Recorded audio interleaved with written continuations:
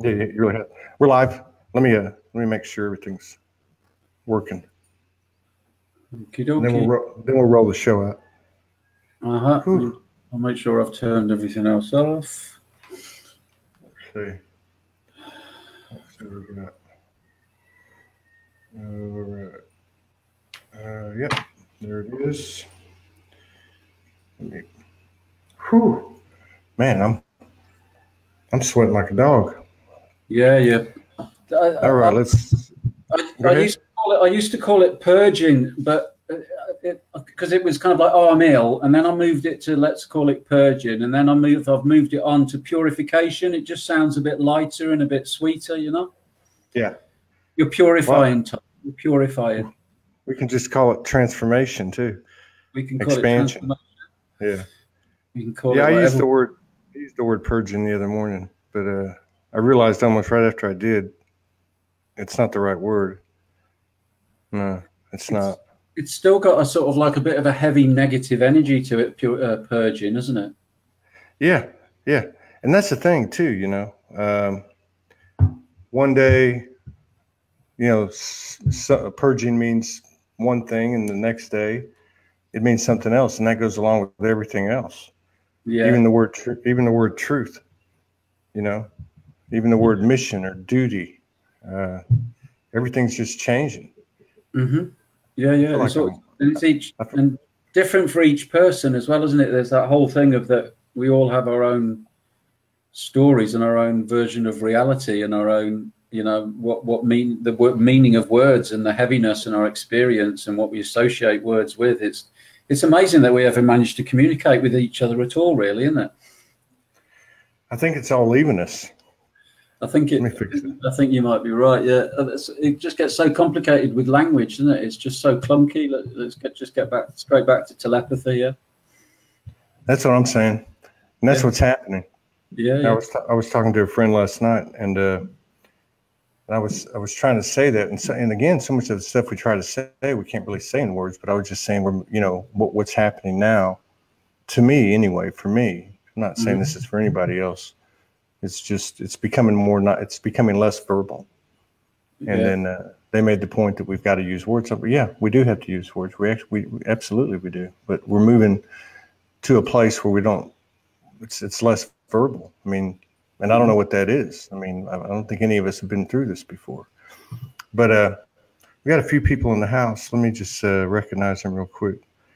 Katadine is in the house. Yusuf is in the house. He's at the gym. He's going to catch us later. Jenny Smith, Ramon, Michael Van Patten, Mary Cooper, Patricia Satchwell, Michelle Mueller's in the house from Marrakesh. Deborah Denoria, I think, is here. Yeah, there she is. Big supporter. So, so this is, I think, the fourth time we got together. Soul Speaks 5D. It's Todd Medina. We got Miguel Dean today, and it's always a pleasure to have him. I do align with a lot of what he's saying and doing, especially the last few weeks. You made a remark before we started the show that the last couple of times you're on, you're going through, you know, you maybe, I don't know what the word is, but transformation, or you're in the cocoon or imbalance or whatever. Yeah. And I know how that feels. You know, I did that yesterday. I did a show with Shane Robinson from Unbiased on the Fence.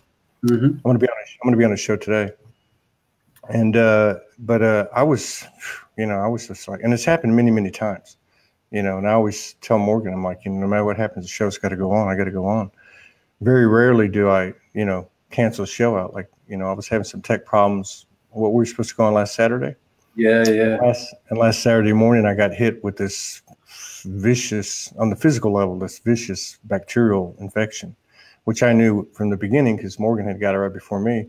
It was an energetic thing. It's part of what we're going through. Mm-hmm. But on that day, it was really not even the tech issues, you know. I realized later it was the universe telling me, you don't need to go on today. You'll be worthless today. Because I had you and I had somebody else. I thought, well, maybe I can make the second show. There was no way. And that worked. Yeah. That worked well for me, Todd. You know, there's that funny thing. It happens for me. Sometimes, I'm going to be letting people down and all that. But when you cancelled, I was like, oh, that's cool, like, you know what I mean? That's not. Yeah, and that's happened with a lot of people. A lot of people have done that over the you know, the hundreds of episodes. They'll be like, "Hey, can I cancel?" I'm like, "Yeah, yeah, thank you." But it's funny how that happens, and we share the experience of what's going on energetically. But what I was going to say is, since the last time that you came on, I think the last time you came on, I don't know if you were by yourself or was the time you came on with Karen Starr, which was actually a great show, full of you know, vulnerability and pure expression. But I've been watching you, the stuff you're writing, because you know, you're one of the few people, certainly one of the few men that I actually read their stuff, because I don't see that much of it anyway. But you've been talking about the actually, I'm gonna go to your page here because I like what you put on your cover, pioneering the new sacred masculine. And I thought, and the word underneath, that's an important word that you missed out there. Revolution, or is that re-evolution? Yeah, is that what that says? Yes, just revolution. Love shoved in it, like, that's key. Yeah, I like that. You made that because I've used the back part of that in some of my work. Yeah, but so I've seen the stuff you've been doing, and it's it's really good. It's really good. It's because, you know, everything that we're doing, you know, whether you're feminine, masculine, whatever you see yourself as, I mean, you know, we're ascending, expanding, awakening. You know, there's no ED on the end of that word, and there's no rule book. There's no guidelines. We have the Akashic we came into this thing with, is the way I put it, and then we have our experience, and we combine that, and now we're in this new territory, which we're going to talk about, be it specific to the sacred masculine or specific to everybody, which is really specific to everybody when you get right down to it. But and we're writing the new template, writing the new blueprint, writing the new good book, you know, is the way I see it. But you've been putting some stuff out there that, and I try to, from time to time, put out some sacred masculine reflections and that type of thing, at least from my point of view in my universe. But you put out some really good stuff lately, and I just want to say thank you for that, because it's real and it's raw and it's new, and it's got a strong frequency of truth. Thank you, Todd. Thank you. Yeah. I've been checking out a little bit more of your stuff, actually. Yeah, and I've watched quite a lot of that, the interview that you did with Shane. So yeah, I've been, I guess maybe just because I'm feeling like a bit more energy in myself, I'm having a bit more of a rummage around Facebook, but because generally I don't, you know, I just stick my stuff on and I just sort of like do what I'm doing on my page, and I very rarely just click on anything else at all. But yeah, I've been having a little bit more of a rummage around and having a feel for what you're up to and what other people are up to. Yeah. So what's got you? Let me just put it this way. Why did you put pioneering the new sacred masculine? What are you doing right now? What are you feeling? What are you finding out? And what are you moving forward towards? Okay. Wow, that's a lot of. So okay, let's start where I am now. I've kind of put myself on a bit of a self-imposed retreat this last week. I'm finishing my book, which has been ticking over it's been on the shelf. It's been sat still for quite a while, which is essentially, it's my story about the awakening of my divinity through a conscious relationship with woman. So, you can put that in lots of different words, but that's essentially what it's about. It is about the realization of the sacred masculine within me, really. So I've been focused on that this week. I went over to my ex-wife's and had some food with her and my sons for a couple of hours, which was really nice. But apart from that, I'm just walking and writing and just doing a bit of a solitude thing and getting this book done. Because now's a really good time. There's a space, there's a whole week where I can I can just really get my teeth into it, and it'll be done in the next few days. It's going well. I've written it. It's got 13 chapters, and it's all written, but I'm just going through again from the start and kind of weaving in some of the new insights and some of the new information and the new energy and more of this kind of like feminine beautiful bits in amongst the sort of, you know, the framework of what the story is all about, really, you know. So that's kind of like where I am right now, and I'm quite excited about that, finally, to have that finished and get it out there, because I think, you know, it feels a little bit like what you were saying, that it wasn't meant to be out there before, you know. I wasn't ready. The right energy wouldn't have gone into it, and really all that energy really shifted, and I had a big sort of quantum shift in my energy, you know, in the summer that we've talked about, you know, when I was at the Goddess conference in Glastonbury, and that's where everything went a bit, started getting interesting, and really, when I was saying just a bit ago that I got a little bit lost, that I wasn't feeling very good, I got a bit lost, you know. I got a bit lost in all that energy and that shift that happened to me, and I was getting quite a lot of, should we say, female attention, and after my what does that mean? Just kidding. I'm kidding. Yeah, just think of the broad spectrum of what female attention might be, and it was kind of like that. Some of it was really quite yummy, and some of it was pretty dark. You know, it was the full spectrum, really. It's what you pulled up in front of you, right? Yeah.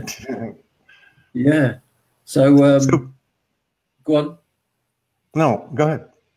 I got a bit lost in all that, because after this really powerful relationship that I had with this woman that opened all this stuff up for me, I made a pledge. I said, right, no more monogamy. You know, I've kind of like done a lot of going straight from one relationship to the other, and it's like, you need some time on your own, MIguel. You know, you need to kind of face this, because there was this sort of underlying resistance to doing that. And so I said, right, no more monogamy. And then all this kind of stuff happened at the Goddess conference, and all this sort of female attention. And in a way, I just kind of like got lost in, I wasn't really being with myself, and I wasn't accessing the divine feminine within myself. I was still looking outside to woman to, you know, to fill a hole inside me, to fill that void. And then it all came tumbling down, you know, a few weeks ago. You know, my body got ill, and it just kind of like this bubble burst, and I was like, shit, what's going on? You know, what's been happening? Where have I been the last few months? I totally sort of like felt like I'd lost track a little bit. So since the bubble burst, it's like, okay, MIguel, get back on track. You know, what's your mission? What are you here to do? You know, what are you, you know, what are the bits inside you that you need to heal, transform? You know, stop looking out there at all the pretty distractions and stuff, and let's get focused on, you know, sorting shit out and doing what you need to do. So that's kind of where I am, Todd, really. You know, that's, and just feeling your expressions that you've been putting out, I know it's got to go back 4 or 5 weeks, have been, you know, you've written before about the divine sacred masculine, divine masculine, and but there's something different about what you've been posting, even in your posts that aren't directly speaking about the sacred divine masculine, like such as the one that you just put up recently about you were writing your book, and then there was another one, I think, that was told a story. I can't remember exactly what it was, but it was maybe a week ago. But there seems to be there is a different frequency from my point of view, from my perspective, over the last few weeks, and it's a sacred divine masculine frequency that you're projecting in your expressions and your writings, and it's got a little sweet flavor to it. It's got this soft power to it, and this like vulnerable, which you've always been willing to put forth as your vulnerability, but it's got this vulnerable rawness to it. But it's not like chaotic, and it's not like warrior-like. It's just, but it's powerful.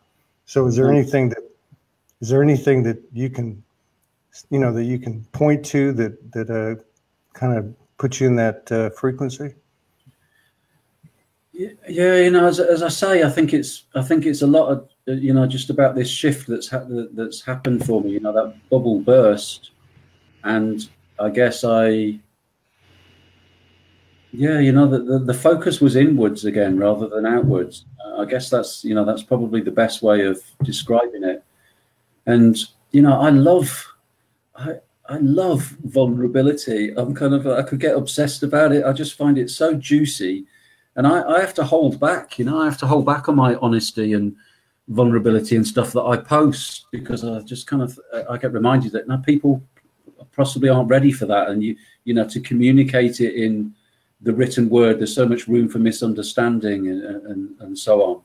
So, you know, yeah, that's a really good point. We should talk about that. And I think because of where you're at, and what you've been putting out, I mean, you know, it's my show, so we're going to do it. I'm just kidding.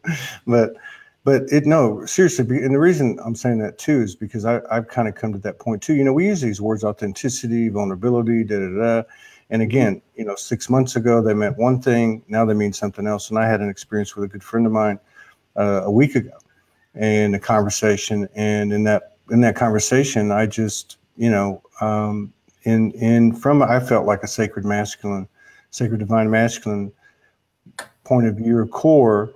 I just started speaking my truth, and it was very vulnerable. And when it was over, it was beautiful and everything. And when it was over, I was like, wow, you know, that felt really good. And then I started reflecting on, well, why haven't you done that, and why don't men do that? And you just brought it to my attention. And what it is, you know, there was times that it's like I always wanted to do it in my journey. I'm just going to say over the past 2 years, let's say, with the different interactions I had moving around the country. And there was many times that I did it and I was judged. Mm-hmm. The information was thrown in my face, and it was painful and it was hurtful and it pissed me off. And of course it put the walls back up. You know what I mean? Yeah. So, but I think the difference is now something has shifted, and maybe it's the overall collective energy, where, at least for me, it's like I can express my truth. But what's more vulnerable than that? And say, what, you know, this is, you know, whatever the situation is just to put it out there. And, you know, it doesn't matter what the other person thinks. It's just, you know, you're just being you, you know, this is how I feel. This is my trip. This is my journey. You have your journey. It may not look nothing like my journey, and I'm sure it does look nothing like my journey, you know? Yeah. I think that's really the key bit there for me, Todd, that you just mentioned is, you know, that we speak our truth and we be authentic and we be vulnerable, regardless of what the response that we get back externally. Because the reason that is so important is because the primary reason why we do that, why we are authentic and honest, is that it brings us back into alignment with our truth and with our power. And in that place, that's why it feels so good for me, because it's like, yeah, you know, this is who I am, and I'm not playing small anymore, and I'm not ashamed, and people can think whatever they want, but this is who I am, and everybody else can, in the nicest way, can fuck off if they don't like what I'm saying. And I'm not saying that it has to be true for everybody. Well, I'm just expressing my truth of what's real for me. And the reality is, or the truth seems to be increasingly, that we all just have our own stories. We all just choose a story, whether it's the Ascension story or the Labour Party or the Conservative Party or the Liberals or Democrats or whatever your story is, you just people choose a story and make that into their reality. Yeah. And I'm not saying that anybody else's story is any less real than my story, but it's the story that works for me. It works for me, and then it brings me increasing peace and joy and love, and it seems to have the similar effect on the people that I come into contact with. So that's good enough for me. I don't care whether it's a true story or not. That's good enough, you know. Yeah, because your frequency, your vibrations, obviously attracting. I'm assuming is attracting like vibrations. You talked about this journey over the last few months where you are since the thing in Glastonbury. And so you had a lot of you had a lot of feminine energy coming at you, of the whole spectrum, which is a gift, you know, that's a gift. So I'm sure that was a huge part of your evolvement. I think too, you know, another thing that I've come to as well is if I'm having a conversation and I'm exposing my vulnerabilities,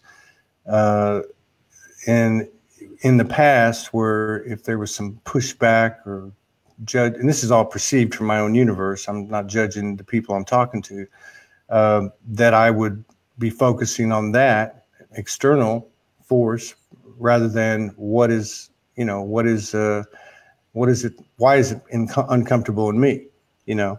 I mean, for instance, if what you just described, what you just said a minute ago about being able to express yourself and not having to concern yourself with others, this is something I've heard many, many, many women say over the last 3 years since that Divine Feminine landed in late December 2015. And so, you know, something like that, you put an energy out like that, an expression out like that, that might arouse or whatever, make uncomfortable a wounded masculine that you're speaking to, regardless of what their gender is. And what is that really telling me? It's telling me that there's something in me that is still not healed. You know what I mean? It's not about the other person; it's about ourselves. And I that's where I'm kind of getting to after all of this traversing this ascension path, as we've all come together more and more every day.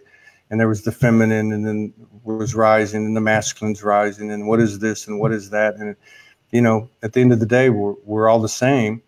And the rules are the same for all of us. We're just coming from different perspectives. And that's why I wanted to get some clarity on, you know, where you're at with this sacred divine masculine pioneering effort, because I'd like to be walking beside you with it. Yeah, well, Todd, you are, you know, you are. And I've been thinking about this because it was almost like, you know, after the conference in Glastonbury and all that energy started happening in that, it's like I get a lot of understanding from my, you know, the reflections of people, how they respond to me. Sometimes I don't know, it's a bit paradoxical. I feel like I'm pretty self-aware, but in other ways, I don't notice stuff about me until I see it reflected, you know, through the way that people are reacting to me differently. Yeah. I've totally forgotten what I was going to say now. It's one of those classic moments. This is the new world, man. It's nothing to be ashamed of. I can tell you that right now.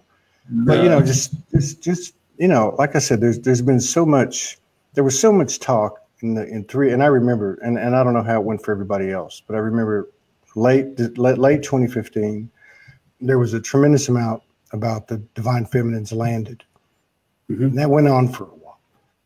That went on for a while, and then actually went on probably for 2016 and 2017, and I think maybe early 2018. You started hearing the divine masculine, and you started seeing more men stepping up, you know, primarily, and it's just, I don't know, it's just been this somewhat at times confusing, complicated dance.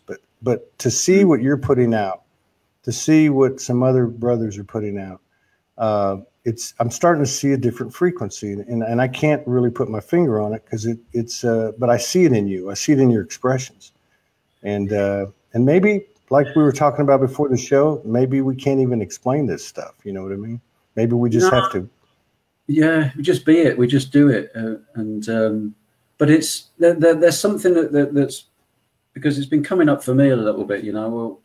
Maybe about this show, it was kind of like, well, what if Todd says, well, what is the divine masculine? I was thinking, fuck, I don't know. What is the divine masculine? You know, what is, and you know, so I started just like allowing it to sort of ruminate a little bit. And I think one of the key things, well, you know, there's obviously a deep, and it's even difficult even speaking about this stuff again with language, because it's like, are we talking about, you know, there is the divine masculine within woman and within man, isn't it? You know, and we're not talking about divine man, we're talking about divine masculine, you know, that male energy.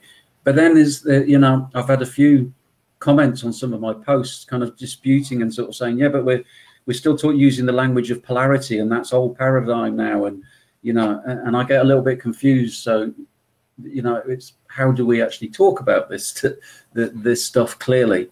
But apart from the obvious thing of that the divine masculine has a deep reverence for the divine feminine, for the feminine principles for woman, whether it's the divine feminine. I guess we're talking about woman, really, aren't we?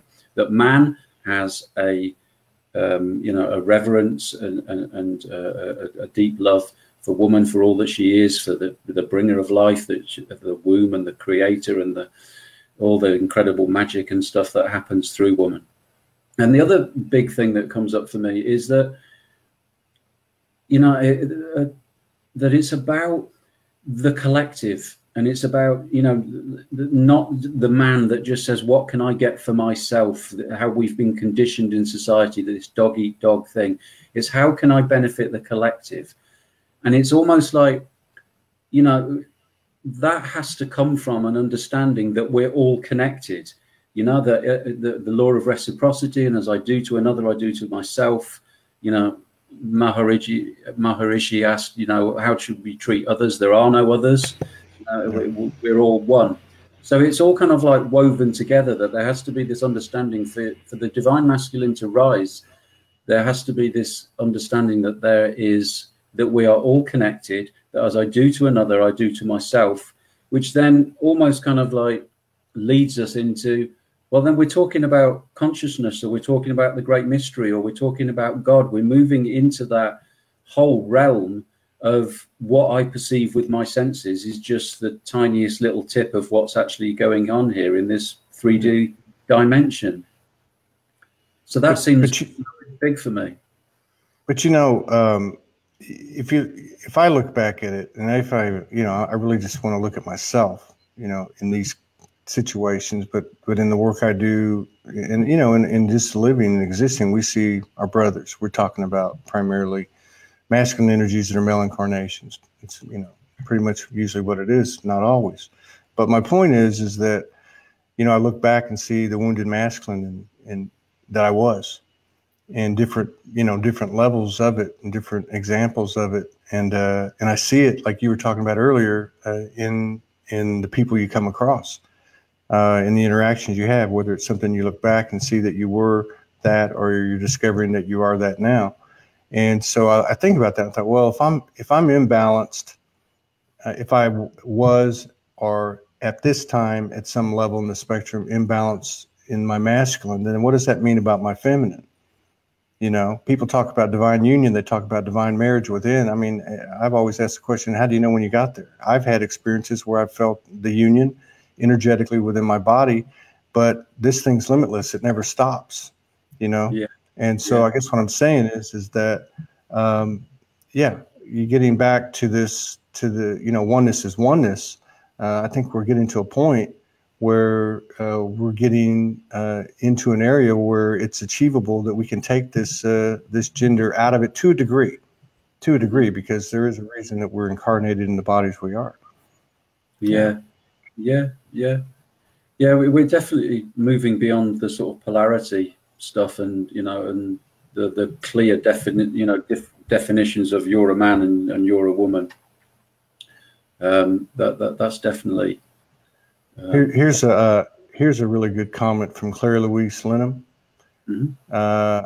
I'm seeing far more men being vulnerable, accepting help, asking for help, and I'm going to throw in asking for directions, since they always say men don't ask for directions. Being open, softening the borders of their opinions. And she says, I am seeing women finding their inner warriors. Mm-hmm. Are we heading towards a balance within? And that's, thank you for that comment, because that's what I was trying to say. And I'm still coming out of this 10-day, you know, energetic infection that I had, or whatever it was. But yeah, that's what I'm talking about. What I was trying to relate was that it works both ways. You know, I'm noticing wounded masculine in feminine energies that I interact with. And they're like mirrors. You know, I'm not saying, oh, they're that. I'm just saying, oh my God, I'm that, or I was that. And vice versa. So it's you know, even when you speak, you were speaking about this at the first part of the show, I heard your feminine, your at peace feminine side like I never heard it before. And what does that mean? If you've got more balance in the feminine, that means you've got more balance in the masculine. It can only be that way, you know? So, yeah, I think that's quite key, actually, Todd, because I've noticed that just recently. Yeah, you know, and you're pretty you're pretty spot on there, despite your coming out of your this purification, shall we call it? But yeah, there is a deeper peace within me. I do feel more at peace with myself. I do feel more comfortable and more at ease. There is a deepening in my trust in that the universe has got my back and everything's okay, you know, because I just gave up my little part-time youth work job that was kind of like, the steady little bit of income, that was kind of like my fear thing. Let's just hang on to that, like, because the universe has got my back, but it's kind of like, trust in God, but tie up your camel as well. I was still tying up my camel just in case, sort of thing. So there is a deeper peace, and God, that that's so. I'm 50 years old now, and I don't remember ever really feeling at peace unless I was really stoned out of my face. That was the closest that I knew feeling at peace. But to feel at peace. Yeah, that's when that little purification thing came in. I was enjoying some time on the beach, and Morgan and I just got back together, and I wasn't drinking anything that night. So I just said, I'm not going to drink anymore. And then it hit me. So I was checking out, and the guy's like, that's what it was. You should have just kept drinking. I'm just making a joke. But no, but you know what? That's true, though, because I kind of went through that yesterday with something financially.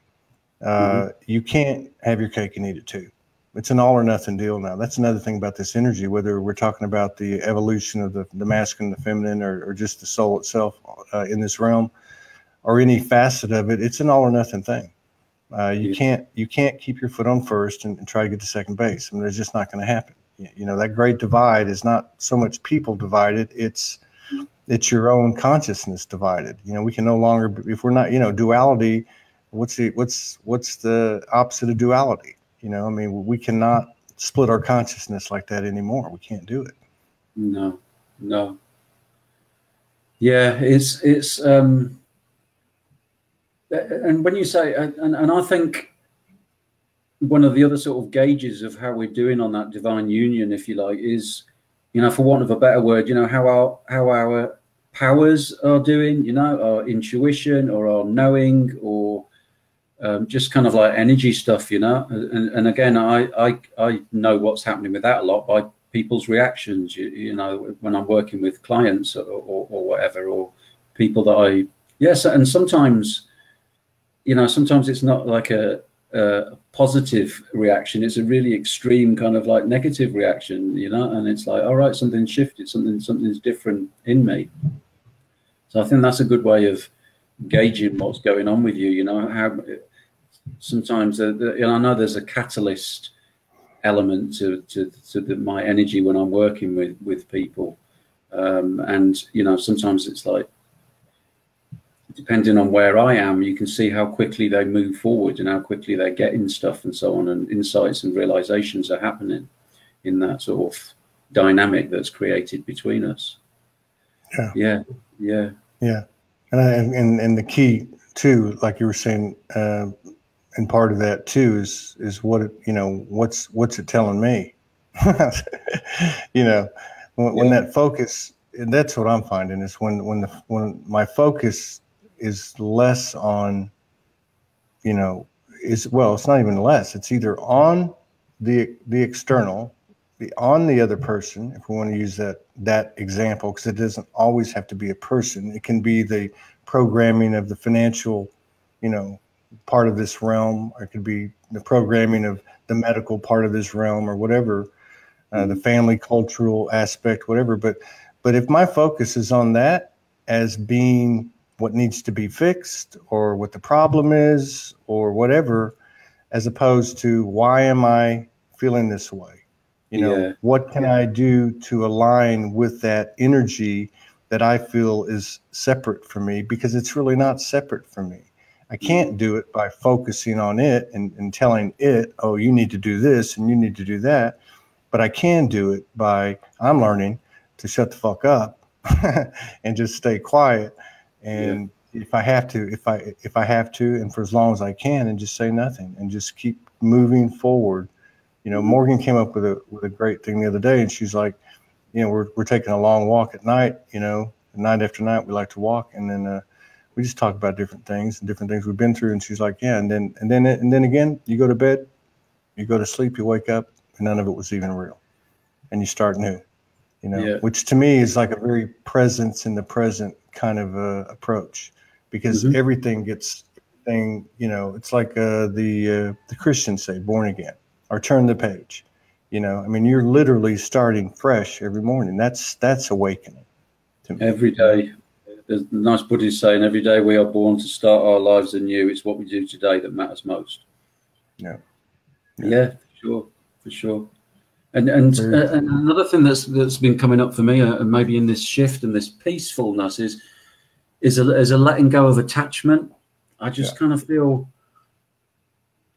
a lot less serious and attached to all sorts of different things. And yeah, you know, as I mentioned before, one of those is, you know, attachment to my story and my version of attachment to that. I know what's going on, and you know, and I've got a plan, and I'm in control, and all that sort of stuff. Just really letting go of that attachment, and because we know that's kind of ego stuff, isn't it? You know, it's like ego. It's like it's got to know, and it's got to be, yes, my way is the right way, and everybody else has got it wrong, and you know, and that's how wars happen and all that. And as I let go of the attachment, and there was a lovely little Muji thing that came up on Facebook. My lovely friend Esty had posted. It was all about, you know, once you realize that you don't know anything, you know, the more you know that you don't know anything, the sweeter everything gets. You know, you can just like let go, and there's a return to innocence and a more childlike sort of state, you know, that I don't know. Like, what if I just look and experience everything as if I'm experiencing it and looking at it from for the first time, rather than, you know, all this past and the yesterdays and whatever, you know, that when we're not getting up and starting our day from fresh and going, oh yeah, I know all about all that because, you know, I've read that or seen that or done that for years. And it's bullshit. It's not true. We don't know anything. And the old adage as well, that the more that we know, the more that we realize how little we know. And that is, and the whole knowing thing is kind of attached to the realm of the mind. And we know that the mind isn't the doorway, isn't the, you know, isn't what we need to be focusing on. It's just like letting go of that and just relaxing that. Yeah, it's kind of like, it's like a incessant anxiety generator or something, the mind, isn't it? Like, you know what I mean? It's like, oh, I totally agree. I totally agree with that. And it can be, you know, it's not just what you read, it's what you downloaded, you know, it's what you experienced dimensionally. It's anything. Yeah. What's the difference between a conscious memory in the physicality, a conscious memory in the physicality that had some dimensional aspect to it, such as an apparition? You know, I've had that happen many times, as opposed to a lucid dream or to a transmission or a download or a label. You know, I mean, what's the difference? I mean, like you said, I mean, that, and I agree. And I know that sounds cliche, but I think that's the territory we're moving into. We're moving into this territory of all that knowing was very important. It was very important for us to seek and find. But at the end of the day, we're the dog chasing its own fucking tail. Okay. And we found out it's us. And so I love what you said, because that's when you get to that, and I'm going to steal your word. I mean, that sacred divine child. You know, we're walking in a paradise. I don't care where you're at. You know, I've been in the streets of the Bronx and I loved it, you know, in the middle of the night, getting a cold beer at 3 a.m. in the snow with a straw coming out of a paper bag, you know. And I've been out here in Kauai at friends' places that are beautiful, you know. The portals are everywhere. Eden is everywhere, you know, and it's almost like, you know, I had this thing the other day where I was like, okay, what's going to happen? You know, I'm going to be done one day here. I won't be Todd Medina anymore. I'll have the memory. I'll look back and I'll be like, I don't want to be like, oh man, I wish I would have just chilled the F out, you know, just let some air out of the bag, man, and just chill out and enjoy, because that's where the magic comes. That's where the magic comes. That peace you were talking about. Yeah. John O'Donoghue, I've been reading a little bit of his stuff and posting a little bit of his stuff, but he says, you know, may we always remember that beyond the facade of our life, there is always something beautiful and eternal happening. And I like that, you know, it's just kind of that remembering that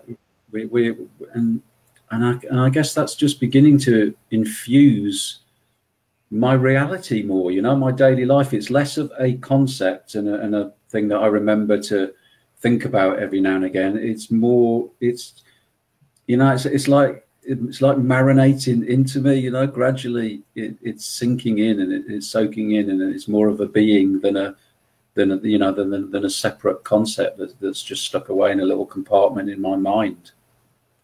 Yeah, the evidence just grows and grows, you know, to support that truth and support that reality and support that story. And maybe I'm just doing it by, you know, our focus determines our reality and the whole placebo thing. But I don't care. I don't care whether, you know, how do we define what's real and what isn't real? Am I doing it with my mind? Is it happening, you know, cosmically or whatever? I'm not interested in that really. It's just, is there peace? Is there a deeper peace? You know, is there a deeper peace amongst the people and the situations that I find myself in? That end of story. That's good enough for me. That's good enough, and I get to hang out with loads of other beautiful people and have chats with you and stuff. You know. Yeah. Sometimes you just want to, you know, grab a couple of 6-packs, play some cards, and just enjoy each other. You know, just have some fun, man. I mean, you know what? I mean, I'm serious, because I still go, and I'll go down to the end saying the human's the hero. I mean, why would we be 99% conscious in this state, knowing that we're multidimensional or even infinitely dimensional? I'll say that, you know, and as opposed to having all those aspects conscious with us in this moment 99% of the time. Why has the trip been designed this way? I think this particular species incarnations is extremely important. There's something vibrational about it. Going back to that quote you were talking about, I mean, this has impact across all dimensions, every single thing that we do. And most of all, I will not be Todd Medina again. I will not be Todd Medina again. I got enough information coming from whatever that is, the you, me, we, it, however it came to me, may not come to you that way. Maybe Archangel Michael to me, maybe Yeman Jah to you, or Kuan Yin to you, or Saint Germain to me, whatever. But that information's coming in. If you watched that show with Shane Robinson yesterday, he just said, I don't know who it is. I think it's me. You know, I think it's me. And the information comes in and I think it's me, but it's not me. You know, I mean, it's like we can use all that and we can be Todd Medina, we can be Miguel Dean, and we can, and yeah, you know, we can serve with our hearts. I mean, it's just not that complicated. It's not. No. It really isn't. And it's like we have to say it's Todd Medina or Archangel Michael or something to give it a language and to give it a story so that we can communicate with it, because we're kind of stuck in this mode of communication at the moment. You know, maybe that's kind of like, you know, the whole story thing, and where stories, you know, if stories started evolving and with the spoken language and stuff, and we began to, I don't know what happened, you know, lose our ability for telepathy and so on. So yeah, you know, it's none of it's very, very clear, but it doesn't matter. It doesn't matter, does it? It's like, you know, it doesn't matter how my glass got filled with water. The fact that what's important is that it is filled with water. You know, that's good enough. We don't need to go into the working it out and thinking about it, and this is how it happened or this isn't how it happened. We're here. Yeah. That's right. That's it. Yeah. It is, or you know, we are. You know, I'm starting to get that one. I know it, and I can't remember because my brain's so, you know, hazy over the last few days between Lisa and Morgan and other people I talked to. But it's the whole. It was Morgan. You know, it's not that it used to be like, you know, just be, and I never really resonated with that, but it just is. We just are. And that's what I'm talking about. It's like, you know, let the pressure out and just relax. And you know, and I'm going through a transition right now, like I'm sure a lot of people are, with these energies and the cycle of it all, with the solstice and the new year coming up. And, they call it the 12 holy days and all that stuff. I don't follow all that stuff, but it's obvious to me that people are in a certain vibration, like almost like a plateau right now, like a lull. And I don't think it's really that. I think there's something actually exploding, and a lot of this preparation has been the human preparing for it. But I think we've definitely moved into new territory here. So it's going to be real interesting to see how this plays together. Definitely going to be interesting. Yeah, it's definitely always interesting. There was something else that I wanted to mention, and I guess sort of a little bit about, what is the divine masculine and that sort of stuff. And it's a bit like, my analogy of the whole stepping stones in the mist, but the work that I do with our youth, I think that's another part of the whole divine masculine thing is caring for the children. The children are the future, and the whole thing of the children's fire, and that we should always look at, every decision that we make, how is that going to affect the generations to come? And I was talking to my brother, who's really kind of like quite closed. He thinks I'm a bit weird, all that sort of stuff. And I was trying to explain a little bit about the stuff that I was beginning to focus my energy on and so on. And he could just see that he just didn't get it. But he's so kind of, it's just about him. And I guess it's been designed to a certain extent that everybody's got to run so fast on the treadmill to pay the bills and all the rest of it, or they think they have, that they're not focused on how can I help anybody else. It's like, I've just about got enough energy to put food on the table for my family and keep the bank from repossessing my house and all that sort of stuff.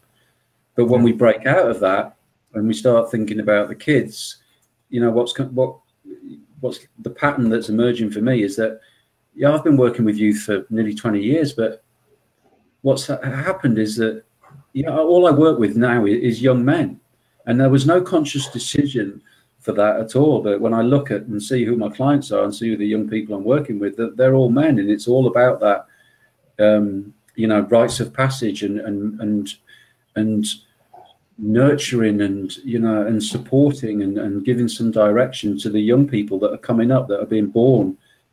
Well, not necessarily born, but most of the kids I'm working with are sort of like 18 to 25 or something like that, but are in this place where they're, it's like, what the fuck is going on with the world? What's life about? What am I supposed to do? The old story is bullshit. It's not about getting a job and earning money and living happily ever after.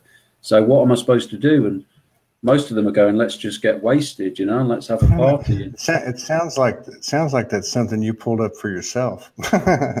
No, I mean, I say that with the highest respect too. I mean, I'll just throw this at you as we walk out the door. But I mean, going back to what we've been talking about the whole time, it's not them, it's us. It's not external, it's internal. Yeah. I wonder if your work, like so many people, really.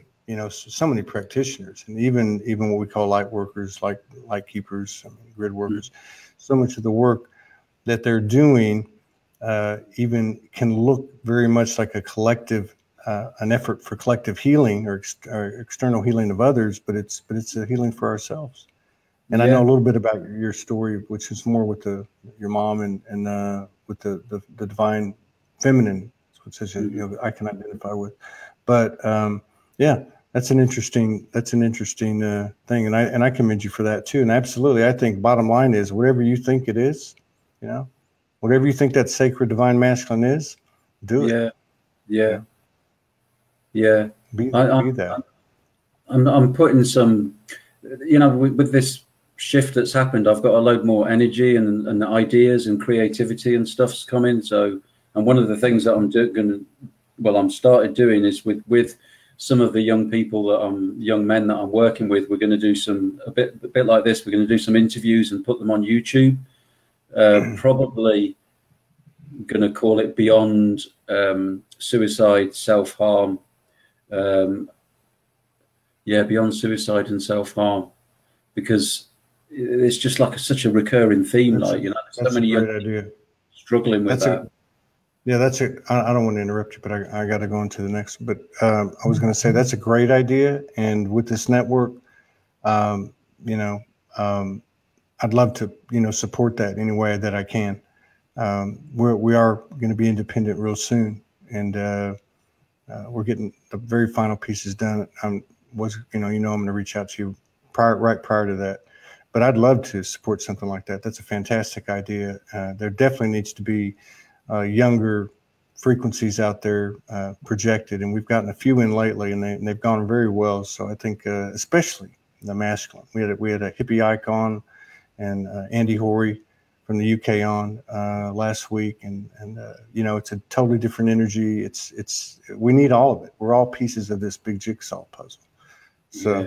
But I'll be in touch with you on that, and I don't mean to cut it short. I gotta get going, but I hope thanks for coming on again, and I look forward to doing another collaboration, many collaborations with you.